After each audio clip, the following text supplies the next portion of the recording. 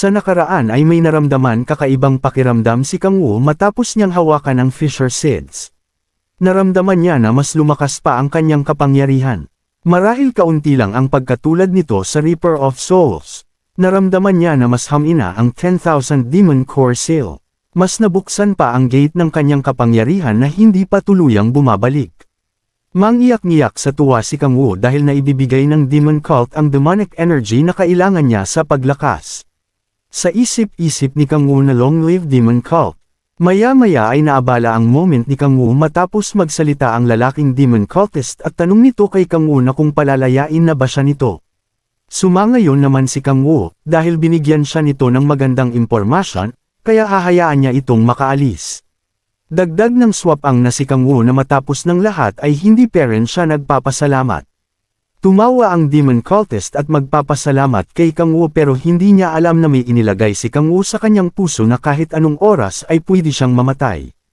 Ang luko-lukong si Kang Wu ay wala talagang balak patakasan ang lalaki kaya sinugitan nito ang puso ng lalaki at tuluyang nagdugo ang kalooban nito. Sumigaw sa sakit ang lalaki matapos ng ginawa sa kanya ni Kang Wu na pagpapahirap. Sa gilid naman ay nakaposang lang si Kang Wu na parang walang naririnig. Namilipit sa sakit ang lalaki at tulo ang sipon at luha sa kanyang mukha dahil sa sakit ng naramdaman. Lumakad si Kang Wu at naglabas ng sibat mula sa kamay. Sinabi niya na sa tingin niya ay wala na siyang pagpipilian pa. Bigla niyang sinaksak sa tiyan ang lalaking Demon Cultist kaya napasukan na lang ito ng dugo. Salaysay ni Kang Wu na hindi niya kayang makita na nagdurusa ang nagbibigay sa kanya ng kanyang kailangan. Minura ng lalaki si Kang Wu habang lumuluha at napatanong na kung sa una pa lang ay wala ng balak si Kang Wu na palayain siya. Sinabi ng baliw na si Kang Wu sa lalaki na marahil nagagalit ito dahil namatay ito matapos gamitin ng Demon Cult. Lumuha pa ang baliw na si Kang Wu at sinabi na tatandaan niya ang lahat ng iyon at ipagheheganti niya ang lalaki mula sa mga Demon Cult. Matapos noon ay ipinalamon ni Kang Wu ang bangkay ng Demon Chrysalis sa kanyang gluttony. Ayon sa system na tumaas ang kanyang demonic energy ng 0.12, nagulat naman si Kang Wu at sinabi sa isip na hindi man lang tumaas sa full points, dahil ba ang Chrysalis ay hindi malakas. Sa isip-isip niya na mas mabuti na rin yun kaysa naman hindi tumaas ang kanyang demonic energy stats. Ang mga nangyari ngayon ay hindi naman madali ang tataas. Sinabi ni Kang Wu na may isang bagay siyang mas importanteng gawin ngayon kaysa ibang bagay. Inilabas niya ang Guardian Communication Device, ayon dito ay maaari siyang makipag-usap kahit nasa loob siya ng gate o nasa kahit saang dako. Tumawag si Kang Wu sa headquarters ng mga Guardian at nagtanong na kung naririnig ba siya ng mga ito.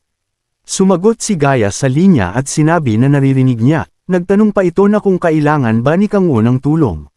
Sagot ni Kang Wu na hindi niya kailangan ng tulong, dahil nalutas na niya ang isyu sa Daegu. Pero may natanggap siyang mahalagang impormasyon. Nagtanong si Gaia kung ano ang importanteng impormasyon. Ini-report ni Kang Wu ang tungkol sa mga Fisher Seed kay Gaia. Tugon ni Gaia na nauunawaan niya. Dagdag pa natatawagan niya ang lahat ng Guardians at ang kanilang magiging prayer dad ay ang pagwasak sa mga Fisher Seeds. Sinabi na Kang Wu na huwag nilang sirain ang mga Fisher Seeds. Mas mabuting ipunan nila iyon at aimbak sa isang lugar. Sa isip-isip ni Kang Wu na bakit naman nila sisirain ang isang napakahalagang bagay. Tugon ni Gaia na kapag inimbak lang ang mga Fisher Seeds ay mananatili lang ang mga ito. Sagot ni Kang Wu na huwag mag-alala si Gaia dahil ayon sa kanyang pananaliksik, kapag binunot ang mga Fisher Seeds ay mawawalan ito ng epekto. Tanong ni Gaia na kung may iba bang dahilan si Kang Wu kung bakit mas gusto nitong iimbak ang mga Fisher Seeds kaysa sirain ito. Dagdag pa na hindi ba mas mabuting sirain na lang ito. Sagot ni Kang Wu na pwede yun kung ang punto lang ay pigilan ang mga plano nito. Sagot ni Gaia na kung ganun ay bakit. Tugon muli ni Kang Wu na kailangan muna nilang pag-isipan ng mahabang panahon. Tanong ni Kang Wu kay Gaia na kung naisip na ba nitong alamin ang mga kaalaman ng Demon Cult. Sagot ni Gaia na naisip na nila iyon pero wala sa kanilang effort ang nagbunga. Sagot ni Kang Wu na kaya mas madaming material ay mas maganda. Sa isang banda ay ipunan na lang nila ang mga material sa isang lugar. Ngumiti si Gaia at sinabi na nauunawaan niya, dagdag pa na tinuruan siya ni Kang Wu ng isang aral. Sinabi pa ni Gaia na tulad ng sinabi ni Kang Wu na sasabihin niya sa lahat na ipunan ang makukuha ng mga Fisher Seeds at itatabi sa isang lugar. Nagpasalamat si Kang Woo kay Gaia at sinabi na ipunan din niya ang kanyang makukuha. Nagpasya na rin si Kang Woo na lumabas sa gate. Ayon kay Kang Woo na tungkol sa bagay na iyon ay ang mga guardians na ang auction. Ayon kay Kang Woo na dahil nakalabas na siya sa gate ay ang dapat naman niyang gawin ay tawagan si Yeonjo. Pagtingin ni Kang Woo sa kanyang cellphone ay nakita niya na tumatawag sa kanya si Yeonjo. Sinagot ni Kang Woo ang tawag ay sinabi na tatawagan niya sana si Yeonjo. Galit na sinabi ni Yeonjo kay Kang Woo na bakit napakahirap nitong tawagan. Sinabi pa niya na may panganib. Nalaman niya na mayroon na namang demon cult ang namataan sa Korea. Ngumiti lang naman si Kang Woo at nagtanong na kung ang tinutukoy ba ni Yeonjo ay ang tungkol sa Daegu. Dahil kung iyon ay naresolba na niya iyon. Gulat na gulat si Yeonjo matapos iyong marinig at napasabi na lang siya na ganun kabilis na naresolba dahil bago pa lang niya iyon nalaman. Kumalma na si Yeonjo at sinabi kay Kang Woo na kalimutan na nito ang kanyang sinabi. Pero nagtanong siya na bakit siya gustong tawagan ni Kang Woo at anong nangyari. Sagot ni Kang Woo na may gusto lamang itong sabihin kay Yeonjo. Sumigaw si Yeonjo at sinabi na tinatawagan lamang siya ni Kang Woo kapag may gusto itong sabihin sa kanya. Galit na tanong na ano iyon.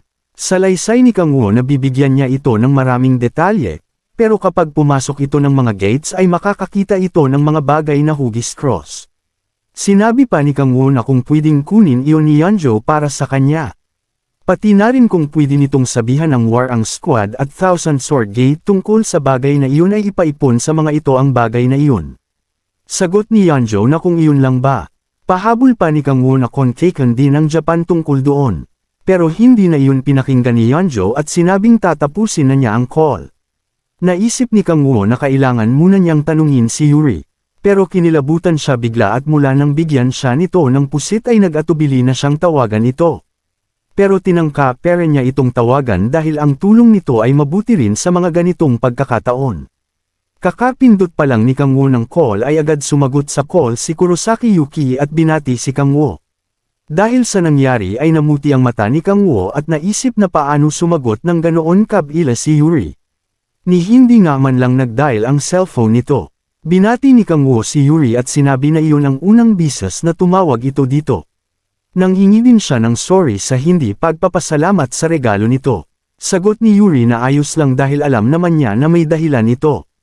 Paliwanag ni Kang Woo na tumawag siya rito dahil gusto niyang sabihin kay Yuri na kuliktahin nito ang mga Fisher Seeds na itinatanim ng Demon Cult sa loob ng mga gates. Sagot ni Yuri na hindi niya naisip ang bagay na iyon, kaya ganun din ang gusto niyang sabihin kay Kang Woo. Tanong ni Yuri na kung ang demon cult ba na binabanggit ni Kang Woo ay sumasamba sa demon. Sinusubukan niyang mag-imbestiga pero bigo siyang matukoy. Naisip ni Kang Woo na mas mabuti nang malaman ng ibang tao ang tungkol kay Satan. Para hindi siya pagsuspetsahan ng mga tao. Kumpiyansang sinabi ni Kang Woo na nagsisilbi ang mga demon cult sa demon na si Satan. Ngumiti lang si Yuri at sumangayon sa ninabi ni Kang Woo na Satan. Dagdag pa na nauunawaan niya at dahil sinabi ni Kang Woo na kuliktahin ang mga Fisher Seeds ay ganun nga ang gagawin niya. Nagpasalamat si Kang Woo kay Yuri at sinabing iiwanan na dito ang bagay na iyon. Pahabol ni Yuri na may isang bagay siyang gustong sabihin kay Kang Woo at kung ayos lang dito. Sagot ni Kang Woo na ayos lang naman. Ayon kay Yuri nakaugnay iyon ng mga pangyayari ngayon. Tanong pa nito na kung marahil interesado ba si Kang Woo sa Thalhu Mythos. Sa anino ni Yuri ay may mga galame ng pusit ang ulo nito.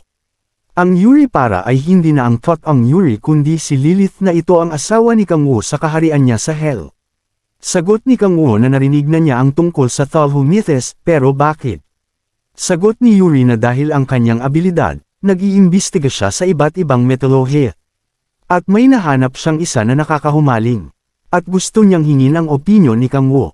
Biglang naging galame ng pugita ang buhok ni Lilith na nagpapanggap na Yuri.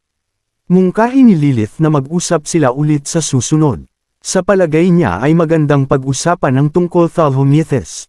Hindi naman mahitsurahan si Kang Woo habang naiisip na hindi niya gustong makita ang isang Diyos na natatakluban ng mga tentacles sa mukha.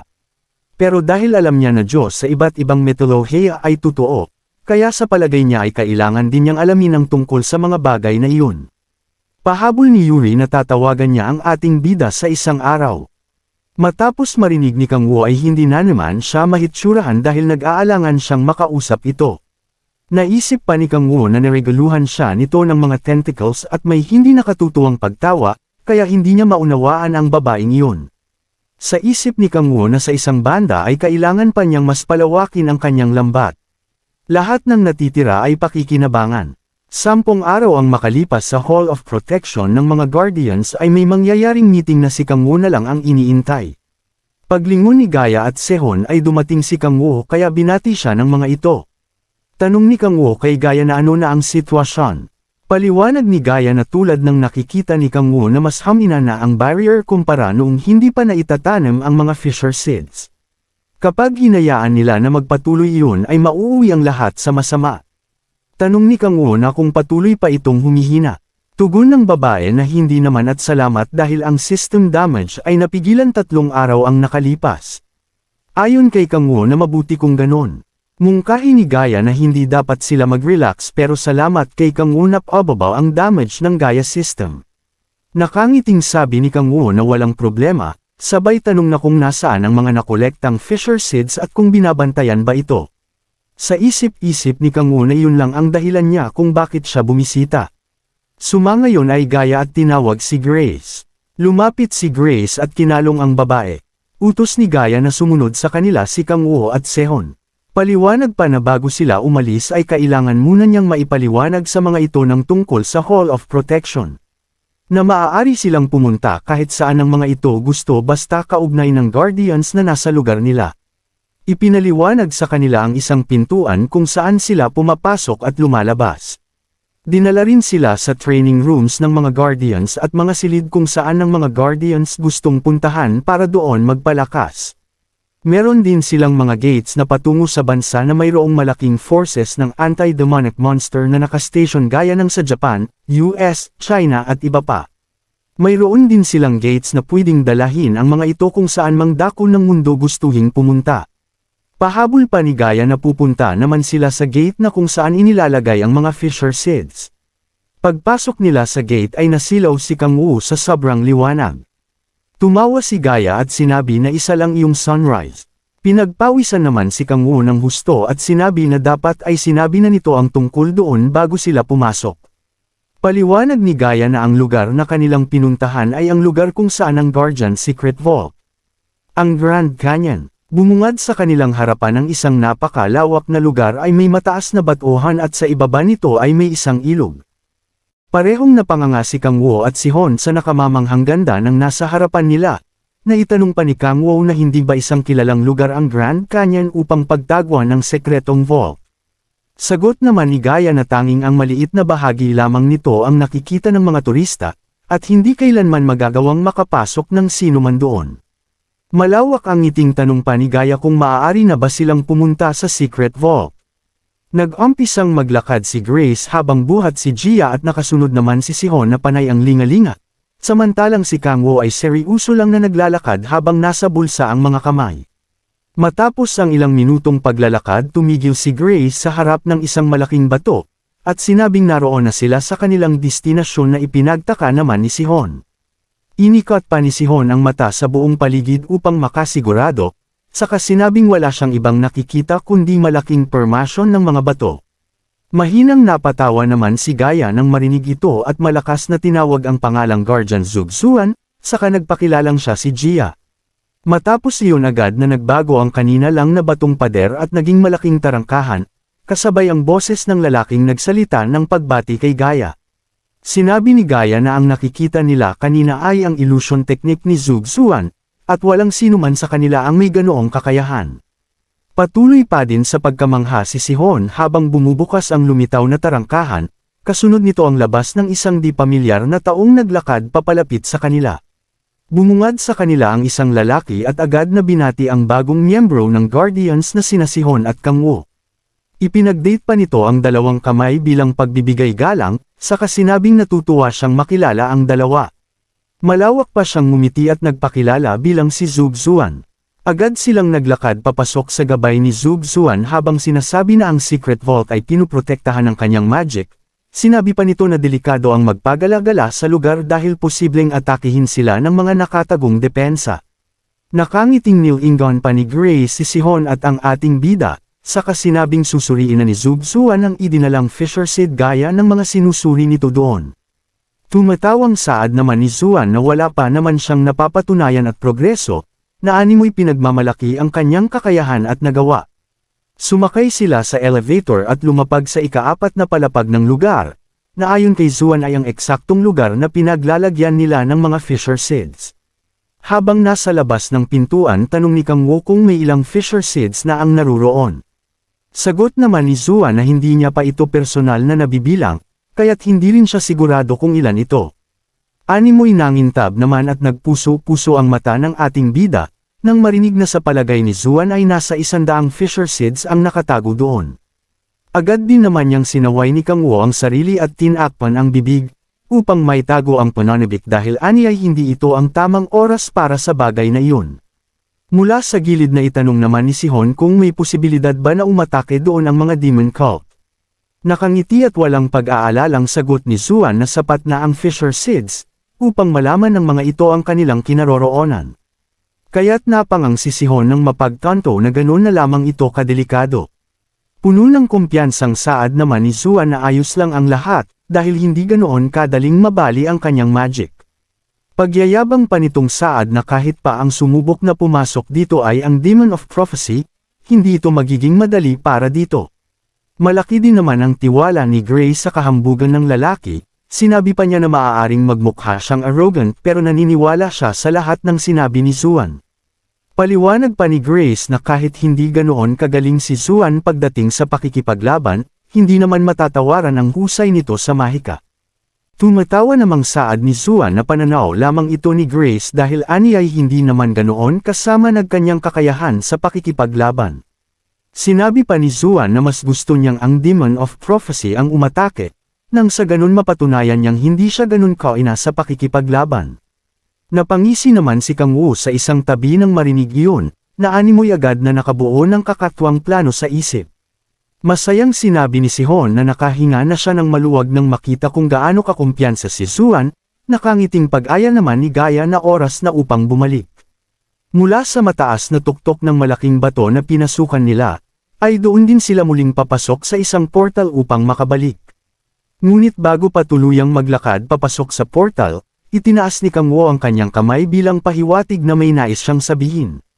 Sinabi ni Kang Wo na maaaring sa oras na makabalik sila ay oras na din ng pananghalian, kaya't mungkahi na dumaan muna sila sa lugar ni Kang Wo upang doon kumain. Gulat na tanong naman ni Sehun kung sa bahay ba nito ang tinutukoy na lugar ng kanyang brother Kang Wo. Akmang tatanggi na si Gaya nang sabihin ni Kang Wo na naiintindihan niya ang kalagayan nito, ngunit walang masama kung sasama ito sandali sa kanila dahil kakain lang naman sila doon. Agad namang hiningi ni Gaya ang opinyon ni Grace sa bagay na iyon, sagot naman ng babae na hindi naman masama ang mungkahing it dahil minsan lang naman. Paliwanag pa ni Grace na hindi naman ibang tao ang pupuntahan nila kundi kapwa nila guardian, kaya't wala siyang nakikitang masama dito. Saad pa ni Grace na importante din bilang leader na malaman ni Gia ang mga bagay na nakapaligid sa kanyang mga kasamahan. Napaiwas na lang ng tingin si Gaya at sinabing gamit na ang taktikang iyon. Dinate pa ni Grace ang kanyang mukha kay Gaya na animoy naglalambing sa isang bata, habang si Seo naman ay hindi mapigil ang mamula ang pisngi dahil makakasama na niya ang kanyang minamahal sa pagkain. Matapos mapapayag si Gia tanong ni Kang Wo kung hindi ba nangangalay si Grace gayong buong araw niyang buhat ay Gaya. Sagot naman ni Grace na ayos lang siya, ngunit mapilit si Kang Wo at sinabing hindi nila alam ang posibleng mangyari kaya't dapat na panatilihin ni Grace ang kanyang lakas. Kaya't bago bitiwan ni Kang Wo ang mungkahi na si Sihon na ang magbuhat kay Gaya, agad itong inilipat ni Grace na nagpaliwanag naman ng buong paligid ni Sihon at hindi nagawang makagalaw agad. Napasigaw sa gulat ang si Gaya maging si Sihon dahil sa napakabilis ng pangyayari na hindi nila namalayan, pareho pang namula ang kanilang pisngi dahil sa hiya sa isa't isa. Hindi malaman ng dalawa kung paano magre-react dahil sa hiya habang si Grace naman ay tumatawang may halong pang-asar, at maging si Kang Wo ay napapatawa din ngunit isinasagawa ang plano habang ipinapalabas sa kamay ang kakaibang likido pababa sa lupa. Matapos na mailaglag ang piraso ng kanyang kapangyarihan, agad na inaya ni Kang Wo ang kanyang mga kasamahan na umalis. Itinulak pa niya papasok ng portal si Sihon habang buhat nito si Gaya, dahil ani ay nais ni Sola na ipatikim kay Sihon ang luto nitong kimchi stew. Inililibang pa ni Kang Wo ang mga kasamahan at sinabing talagang napakasarap magluto ni Sola, habang ang naiwan niyang kapangyarihan ay utay-utay na gumagapang pabalik sa secret vault. Sa kabilang banda masuring pinagmamasdan ni Zuan ang Fisher Sid, ngunit wala siyang makuhang anumang impormasyon dito. Napakapit pa siya sa ulo na animoy masakit na dahil sa pag-iisip kung paano nakakagawa ng ganoon kapulidong bagay ang mga demon cult. Gayunpaman itinuturing niyang swerte ang bilang ng kanyang mga specimen na nasa loob, at sa dami nito ay halos nakapaligid na sa kanya. Sandali pa niyang naisip si Kang Wo at nasabing ito ang nagsabi na ipunan ang lahat ng Fisher Seeds, ngunit napapaisip siya kung bakit hinayaan ni Lady Gaia na maging guardian ng isang lalaki na ayon sa kanya ay mukha namang tanga. Habang pinagmamasdan ni Zuan ang Fisher Seeds ay wala pa rin siyang matukoy na sagot. Maya-maya ay may naramdaman siyang kakaiba sa labas ng vault, kaya nagpasya siyang tingnan iyon gamit ang kanyang magic na itinuon niya sa kanyang noo. Nagkaroon ng asul na hugis tao sa labas na tanda ng kanyang kapangyarihan at susubukan niyang risalbahin ang sitwasyon gamit ang kapangyarihan niya. Sa labas ay may makapal na usok at pagtingin niya sa harapan ay laking gulat niya matapos niyang makita ang isang nilalang na naglalabas ng napakalakas na enerhiya. Isang tao na nakasuot ng kapal ng demon cult at nakamaskara gaya ng kay Satan. Nagpanggap na naman ang ating bida bilang Satan at nagpakitang gilas sa harap ni Zuan. Sa isip ni Zuan na ito si Satan at paano ito nakarating sa lugar na iyon. Tumitig ng nanlilisik ang ating bida kay Zuan kaya kinabahan ito dahil nagtagpo kanilang mga mata. Matapos noon ay tumilapon palayo ang katawan ni Zuan sa loob ng pasilidad at tumamal ng malakas sa pader. Natulala si Zuan dahil hindi lang nalaman ni Satan ang kanyang magic bagkus na wasak pa nito sa pamamagitan lamang ng pagtitig nito sa kanya. Napapatanong na lang siya sa kanyang isipan kung paano yun nangyari. Nagngit-ngit si Zuan sa galit at sinabi na hindi dapat siya maupo lang dun at mawalan ng pag-asa. Nabulabog siya ni Satan sa kanyang ginagawa. Tumakbo si Zuan sa isang silid habang naiisip na wala siyang nakitang ibang tao sa labas noong ginamit niya ang kanyang magic. Ibig sabihin lang nun ay si Satan lang mag-isa ang umatake sa vault. Kapag nil-arrow niya ang kanyang baraha ay maaari niyang pabagsakin ang Demon of Prophecy sa lugar na iyon. Binuksan na ang silid at sinabi na maaari niyang kontrolin ang 12 inang magic spells na naka-installed sa vault. Ang silid na pinasukan ni Zuan ay ang control room ng vault. Mayroon itong advanced headgear at magic. Ang paris na iyon ay maaaring hindi magka-match pero nagkakaisa sa paggamit ng magic. Bumalik sa kanyang mga alaala ang mga makalumang matatanda na nagpal-ayos sa kanya sa kanilang pamilya nang hindi niya alam ang dahilan. Sinuot na ni Zuan ang advanced headgear at sinimulan ang pag-activate sa defense system level 2. Nasabi niya sa system na hindi pa rin iyon sapat, itinaas pa ng system ang defense nito sa level 4.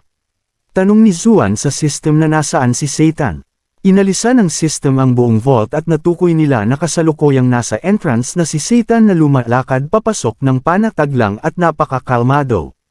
Nakangiti lang ito na nagre-relax sa sandaling iyon. Ngumiti si Zuan at sinabi na tingnan na lang nila kung gaano katagal itong mapapanatili ang kilos nitong ganon. Marahil tinatawag kang Demon of Prophecy o isang halimaw. Inactivate na ni Zuan ang defense system. Nagkaroon ng mga magic circle na may simbolo ng yin-yang sa gitna nito. Ayon sa system na nagsimula na ang pag-eliminate sa nanghimasok. Nakatayo lang na hinarap ni Kang Wo ang mga magic circle sa kanyang harapan at wala man lang kitikot takot sa maaaring gawin nito sa kanya.